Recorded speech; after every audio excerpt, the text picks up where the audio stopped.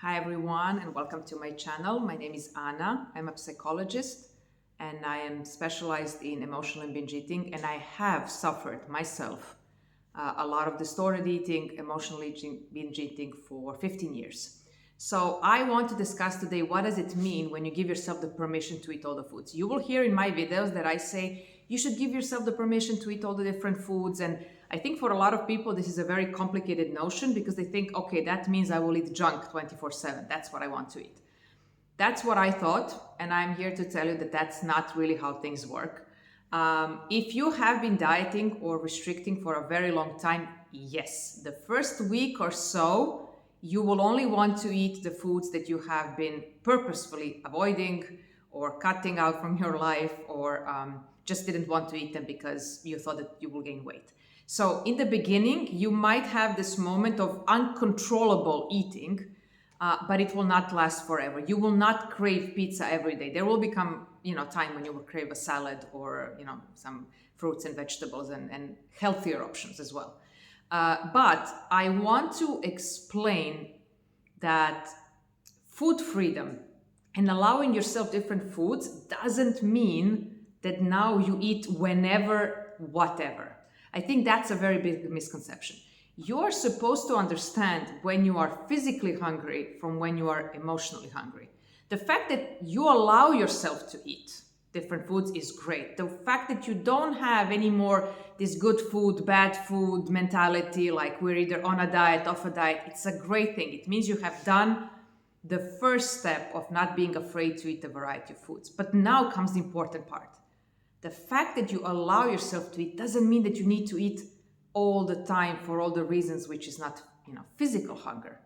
You're not supposed to eat when you are bored, because food is not solving boredom. You're not supposed to eat when you're stressed or anxious or sad, or, when you feel rejected or you don't feel validated enough. Food is solving only one problem, and that's hunger. Can you eat because something tastes good or smells good? Yes. But when you eat because you don't want to deal with problems in your life, or when you are purposefully eating to not think about the pain that someone caused you or the words that someone, said that made you, unwell.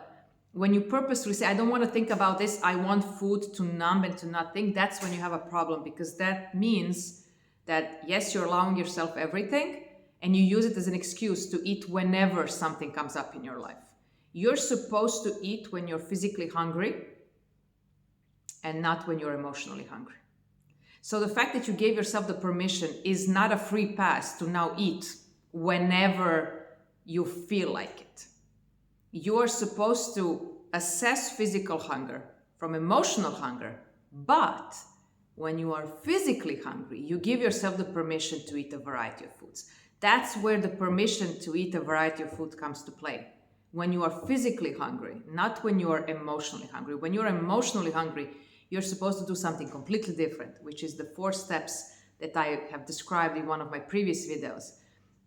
Step number 1, awareness, like what has triggered me to want to eat certain foods because I'm definitely not hungry. 2, what is the emotion that I'm feeling? What is the emotion that I'm feeling? Number 3, stop and think. What is it? Something that caused it, something, the emotion. What is it that I was planning to do? Like now you sit with the emotion, you think about it. Okay, so this person said this to me, it caused me to feel upset. I was planning to eat, but will it solve my problem? Probably not. It will just make more problems in my life. So what is it that I can do differently? And then action.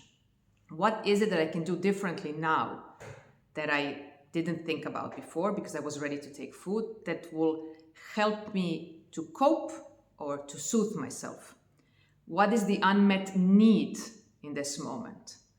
Do I need rest? Do I need a hug? Do I need, to talk to someone? Do I need to cry? Do I need to, whatever it is?